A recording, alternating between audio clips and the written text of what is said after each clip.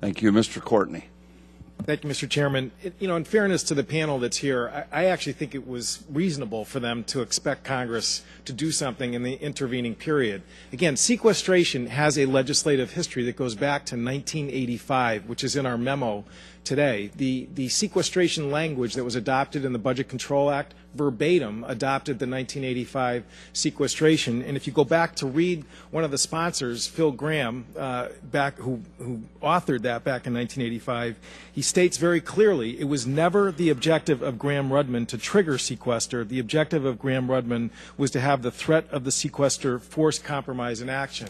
And we saw a little microscopic example of that on January 1st of this year when the fiscal cliff bill was passed and we actually delayed sequestration for 2 months. I mean, obviously, pathetically inadequate, but nonetheless, if you look at the structure of that compromise, of that act that Congress approved, it was equally divided between revenue and spending cuts. That's the Da Vinci Code here in terms of trying to get the people on both sides of the aisle to actually find a real solution, and that really should be what we're focused on. Again, I give this panel great credit for the fact that you're still doing your duty to the people of this country, but frankly, you shouldn't be in this position. And again, looking at the history of Graham-Rudman through 2002 when it was finally laid to rest because we had a balanced budget, it was Congress that had to sort of bump and grind its way through budgets that eventually got us to the place where it became a nullity.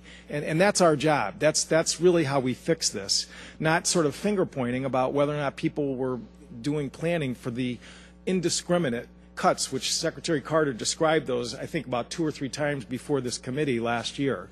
Admiral Greenert, I'd just like to actually, though, focus for a second. I mean, your testimony, which, again, talks powerfully about sequestration, I mean, the fact is, though, that the Navy has other issues here in terms of the CR's impact on your O&M account, repair and maintenance. And I just, if we, again, pull a rabbit out of our hat in the next 24 hours and get sequestration off the table, I mean, the fact is that Congress still has more work to do in terms of the CR and its impact in terms of keeping a fleet that's ready to fulfill its mission. Is that correct?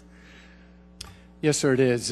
We have a $4.6 billion delta, if you will, between what I need to get the job done in FY13 and what would be in the budget, which is the FY12 level. So, and again, just in the last year, I mean, there have been the usual unexpected events like a fire of a submarine up in Maine and collisions at sea that you have to fix. I mean, this is not stuff that, again, you can just sort of eat with a flat line from last year's CR. Is that basically the problem? Yes, sir, that's correct. The difference, $3.2 billion literally, is the difference between FY12 and FY13 in our president's budget. But as you said, the world kind of gets a vote. So there was an arsonist start a fire on a submarine, $350 million. That's not budgeted. There's a collision, $125 million, not budgeted. And there's operations in the Gulf to support UAVs from ships, to support an additional carrier strike group, which we spoke to, would have been the Truman, and other operations, the Ponce, which is our float forward storage base, all rolled together at $1.4 billion. Right.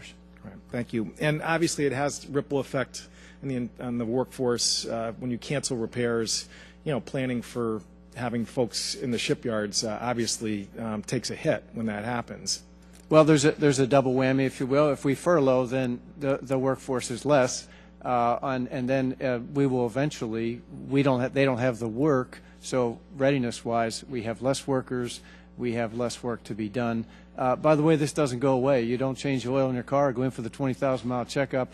You won't get that car for its warranty, and the expected service life is an issue then for the ships. It's a bill we have to pay. Secretary Carter, briefly, the President called for a drawdown to 34,000 troops by the end of this year. Your budget last year had $88 billion for Afghanistan, going down to $44 billion.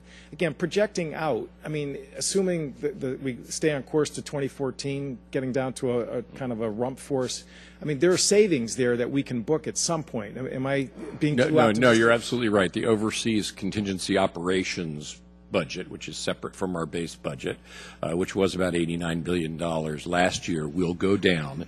as the commitment in Afghanistan goes down. I should just add parenthetically that in addition to funding operations in Afghanistan, OCO also funds, for example, the reset of equipment, particularly Army and Marine Corps equipment.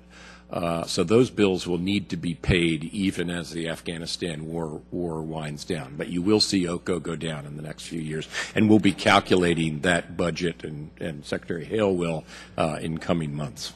Just to add briefly, there are other costs like retrograde, getting the forces out, that are going to add to our near-term expenses. So I think it remains to be seen how quickly, but the Secretary is exactly right. It will eventually come down.